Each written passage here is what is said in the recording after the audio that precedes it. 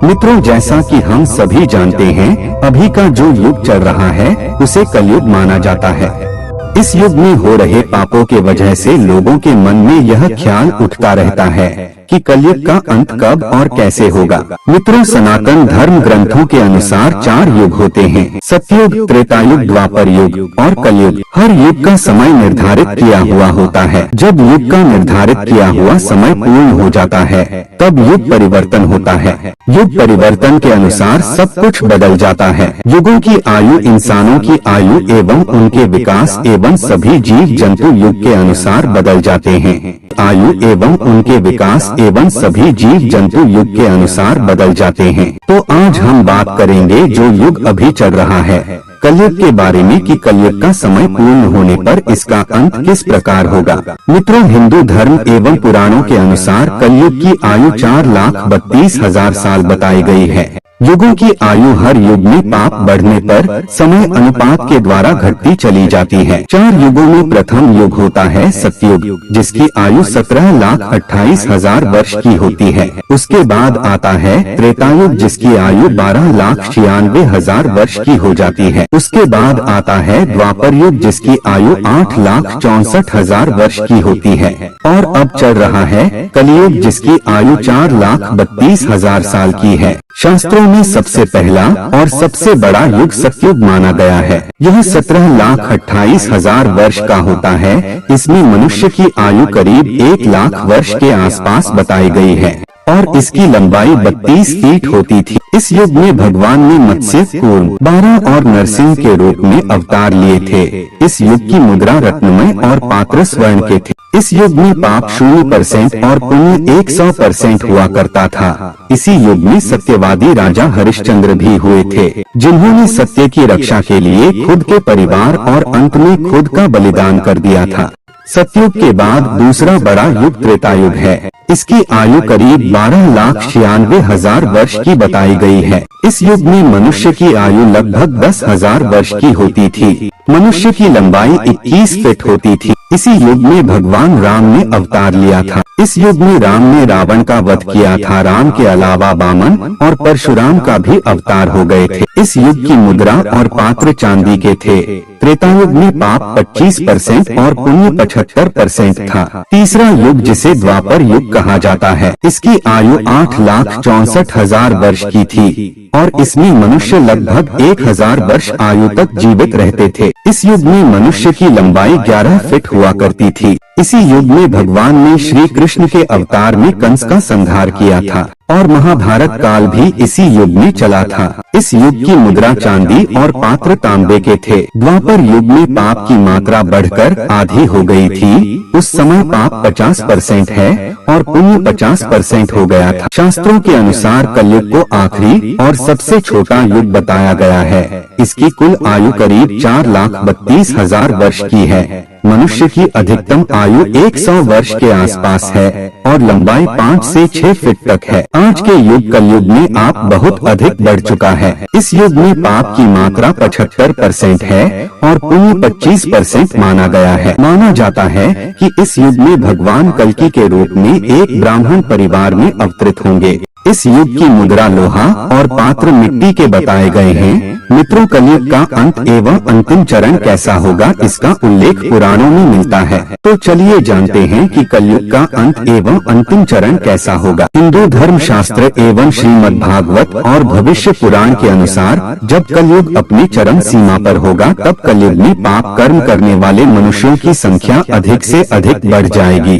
तब इस संसार में अधर्म का सम्राट तेजी से बढ़ जाएगा। हर जगह चोरी, डकैती, लूटपाट, हत्या, अधर्म जैसे कार्य होंगे। कलयुग यानी काला युग, जिस युग में सभी के मन में असंतोष हो, सभी मानसिक रूप से दुखी हो, वह युग कलयुग है। इस युग में धर्म का सिर्फ 1/4 अंश ही रह जाता है। कलयुग का प्रारंभ है 3102 ईसा पूर्व हुआ था। श्रीमद् भागवत पुराण और भविष्य पुराण में कलयुग के अंत का वर्णन मिलता है। सबसे पहले हम यह जानते हैं कि कलयुग अभी कितना बाकी है। मित्रों, मनुष्य का एक मास पितरों का एक दिन और रात होता है। मनुष्य का 1 वर्ष देवता का 1 दिन और रात होता है। मनुष्य के 30 वर्ष देवता का 1 मास होता है। मनुष्य के 360 वर्ष देवता का 1 दिव्य वर्ष होता है। मनुष्य के 4,32,000 वर्ष देवताओं के 1,200 दिव्य वर्ष अर्थात 1 कलयुग होता है। मनुष्य की 8,64,000 वर्ष देवताओं की 2,400 दिव्य वर्ष अर्थात 1 द्वापर युग होता है। मनुष्य के 12,96,000 वर्ष देवताओं के 3,600 दिव्य वर्ष अर्थात 1 त्रेता युग होता है। मनुष्य के 17,28,000 वर्ष अर्थात देवताओं के 4,800 दिव्य वर्ष अर्थात 1 सतयुग होता है। इस महान से कलयुग का काल 4,32,000 साल लंबा चलेगा।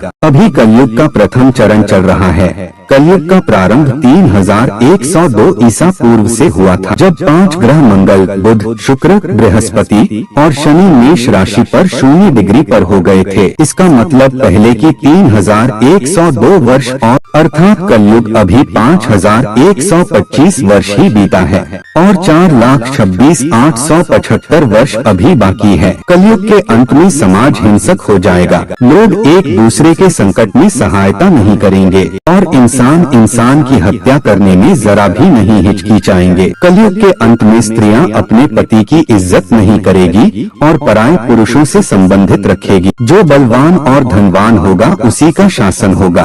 तब इंसानों की आयु 10 से 20 वर्ष की ही रह जाएगी। मनुष्य 16 वर्ष की आयु में ही वृद्ध हो जाएंगे और स्त्रियां 8 से 10 वर्ष की आयु में ही गर्भवती होने लगेगी। कलयुग के अंतिम चरण में होने पर चारों वर्णों के लोग शूद्रों के समान हो जाएंगे। सभी एक दूसरे को लूटने में रहेंगे। मानवता नष्ट हो जाएगी। जो बलवान होगा उसी का राज रहेगा। अपनी प्रशंसा के लिए लोग बड़ी बड़ी बातें बनाएंगे, किंतु समाज में उनकी निंदा नहीं होगी। कलयुग में लोग शास्त्रों से विमुख हो जाएंगे। अनैतिक साहित्य ही लोगों की पसंद हो जाएगा। बुरी बातें ही होंगी और बुरे शब्द ही बोले जाएंगे। स्त्री और पुरुष दोनों ही अधर्मी हो जाएंगे। स्त्रियों पतिव्रता धर्म का पालन करना बंद कर देगी और पुरुष भी ऐसा ही करेंगे। स्त्री और पुरुष से संबंधित सभी वैदिक नियम विलुप्त हो जाएंगे। जब कलयुग का अंतिम समय आएगा उस समय मनुष्य की लंबाई 4 से 5 इंच रह जाएगी और धरती का तापमान इतना होगा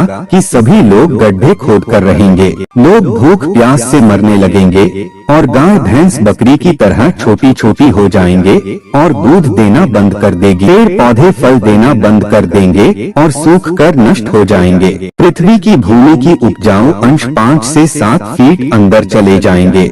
भूमि पर अन्न का दाना न के बराबर उगेगा। लोग भूख प्यास एवं अकाल से दम तोड़ने लगेंगे। पृथ्वी लोक से सभी देवी देवता विलुप्त होकर अपने लोग चले जाएंगे एवं गंगा सहित सभी भारत की पवित्र नदियां सूख कर स्वर्ग लोक चली जाएगी। जब चारों तरफ अधर्म का साम्राज्य बढ़ जाएगा और लोग भूख प्यास से तड़प तड़प कर मरने लग जाएंगे। पुराणों के अनुसार तब भगवान विष्णु के 10वें अवतार भगवान कल्कि का जन्म होगा। भगवान विष्णु कल्कि अवतार में समस्त संसार से मात्र 3 दिनों में ही पापियों का सर्वनाश करके पुनः धर्म की स्थापना करेंगे। जब कलयुग में सारे पापियों का सर्वनाश हो जाएगा उसके बाद कलयुग के प्रभाव को खत्म करने के लिए पृथ्वी पर लगातार 12 वर्ष तक मोटी एवं मूसलाधार वर्षा होगी, जिससे समस्त पृथ्वी जलमग्न हो जाएगी। तब फिर एक साथ 12 सूर्य उदय होंगे और जलमग्न हुई पृथ्वी जल सोख लेगी। फिर धीरे धीरे लोग साधु पुरुषों की सेवा,